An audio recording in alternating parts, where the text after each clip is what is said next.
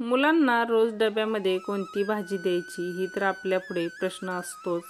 नक्कीच तुम्ही एकान दिवशी अशी कोबीची भाजी त्यांच्यासाठी बनवून द्या, त्या मुलांना खूप आवडणार आहे। अशी कोबीची भाजी बनवली ना मुलं खूप आवडीने खातात आणि जी मुलांना कोबीची भाजी आवडत नाही त्यांना तर नक्कीच ही भाजी खाऊ घाला, ते तर रोज डब्याला कोबीची भाजी मागून खातील। नमस्कार, मी सपनास इंडियन फूड्स कुकिंग रेसिपीमध्ये मी तुम्हा सर्वांचे स्वागत करते। कोबीची भाजी बनवतोय त्यासाठी इथे एक गड्डा आपण कोबीचा घेतलेला आहे, त्याची आपण मागची साईड इथे चाकूने काढून घेणार आहे। नंतर चिरताना असा मधून चिरून घ्यायचा। मधनं चिरल्यानंतर आता आपण कोबी कट करताना ना थोडासा लांब कोबी कट करून घेणार आहे आणि त्याची भाजी बनवणार आहे। जर मुलांना ना चपातीला खाली सॉस किंवा मेयोनीज लावून ही जरी भाजी वरती टाकून त्याचा चपातीचा रोल बनवून दिला ना मुलं आवडीने खातात। त्याच्यामुळे इथं आपण कोबी चिरताना थोडासा असा लांबताच चिरून घेतलेला आहे।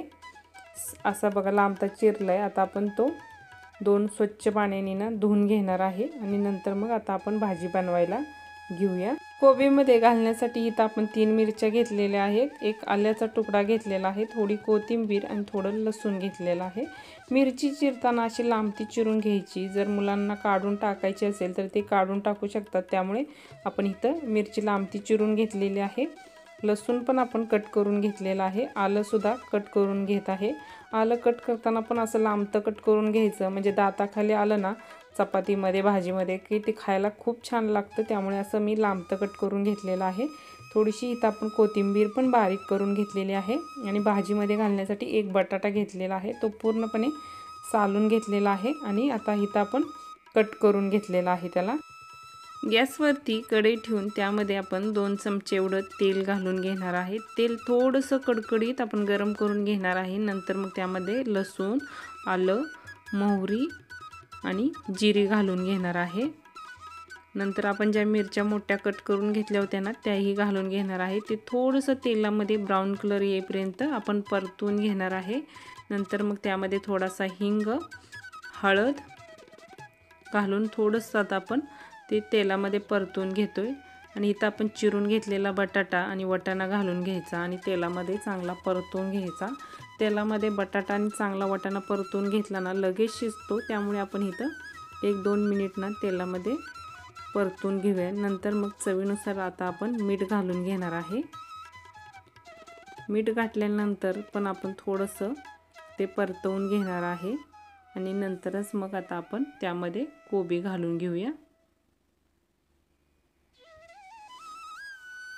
कोबी घातल्यानंतर कोबी आता आपण चमच्याने चांगला मिक्स करून घ्यायचा आहे तेलामध्ये। गॅसची फ्लेम इथं आपण लो केलेली आहे आणि लो फ्लेमवरतीच कोबी आता आपण शिजवून घेणार आहे। तोपर्यंत कोबी आपण तेलामध्ये चांगला परतून घ्यायचा। कोबी चांगला परतला ना तेलामध्ये लगेच शिजतो। थोडीशी कोथिंबीर घालणार आहे। आता झाकण ठेवून ना कोबी आपण 3 मिनिट गॅसची फ्लेम लो ठेवून शिजवून घेणार आहे। 2-3 मिनिटांनी हितात आपण ना कोबी चेक करून बघणार आहे। असा 2-3 मिनिटांनी नंतर कोबी चेक करून बघायचा। आपण तेलामध्ये शिजवतो ना त्यामुळे कधी-कधी खाली कोबी चिटकतो, त्यामुळे थोडासा परतून घेऊन नंतर इथं आपण ना झाकण ठेवून आणि 1-2 मिनिट कोबी शिजवून घेणार आहे। 2 मिनिटानंतर इथं आपण झाकण उघडून ही घेतोय आणि कोबी थोडासा परतून घेतोय। कोबी छान असा शिजलेला आहे आणि थोडासा आपण चेक ही करणार आहे शिजलेला आहे की नाही। इथे एका चमच्यावरती घेऊन आपण चेक करूया। छान शिजलेला आहे। आता त्यावरती थोडीशी ना कोथिंबीर आपण गार्निशिंगला टाकून घेणार आहे।